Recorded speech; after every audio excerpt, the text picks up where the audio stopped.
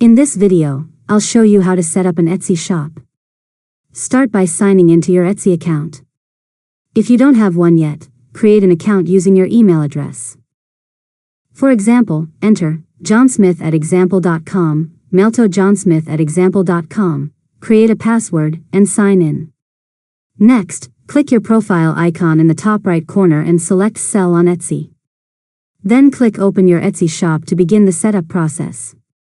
After that, choose your shop preferences. Select your shop language, country, and currency. For example, choose English, United States, and US dollar, then click Save and Continue. Now enter your shop name. For example, type team.learnmodelab store. If the name is available, continue to the next step. Next, create your first listing. Upload product photos, then enter a title such as Minimalist Weekly Planner Printable PDF.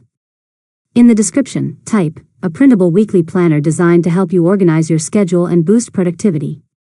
Instant digital download, ***, set the price to $9.99, enter a quantity of $9.99 for a digital product, and complete the remaining listing details.